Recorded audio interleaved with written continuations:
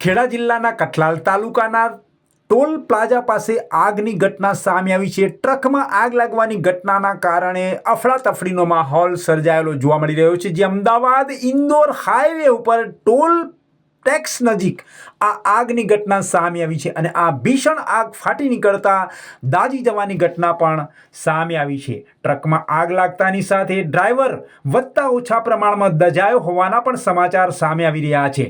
આ ડ્રાઈવરને તાત્કાલિક પ્રાથમિક સારવાર અર્થે હોસ્પિટલ ખાતે ખસેડવામાં આવ્યો છે।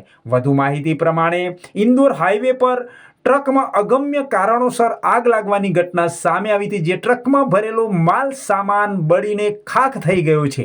અંદાજે 3.5 લાખ રૂપિયાનો માલ સામાન બળી ગયો હોવાનું અનુમાન સેવવામાં આવી રહ્યું છે। ત્યારે ઇન્દોરથી અમદાવાદ તરફ જઈ રહેલી ટ્રકમાં અચાનક ભીષણ આગ લાગવાની ઘટના સામે આવી હતી અને આ સમગ્ર ઘટનાની જાણ કઠલાલ પોલીસ અને ફાયર બ્રિગેડને કરવામાં આવી હતી। તાત્કાલિક કઠલાલ પોલીસ અને ફાયર બ્રિગેડની ટીમ ટોલ પ્લાઝા પાસે અને ઘટના સ્થળે પહોંચી અને આગ પર કાબુ મેળવવાનો પ્રયાસ કરવામાં આવી રહ્યો હતો।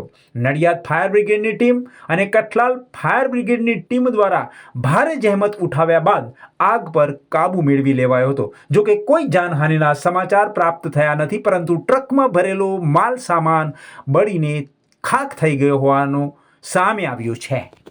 નડિયાદ ફાયર બ્રિગેડની અંદર રાત્રિના 8:15 વાગ્યાની આજુબાજુમાં ફોન આવ્યો હતો કે અમદાવાદ ઇન્દોર હાઈવે પર એક કઠલાલ નવોદય સ્કૂલ વાળા એક્સપ્રેસ હાઈવે ટોલ નાકા પાસે એક ગાડીની અંદર આગ લાગી છે। એની માટે મારી ગાડી રવાના કરી 8:15 વાગે જાતે પણ આવ્યો હતો। અહીંયા ગાડી આવીને જોયું ત્યારે એની અંદર કંઈક ગાડીની અંદર લોટ ભરેલું છે। અત્યારે આવ્યો તો હાલ આગ તો બધું બરાબર બધું કાબૂમાં છે અને બીજું કંઈ મોટું એવું કંઈ છે જ નહીં। કેટલા રૂપિયાનો માલ બળીને ખાખ થઈ ગયો? એ કંઈ વસ્તુ જાણવા મળે નથી।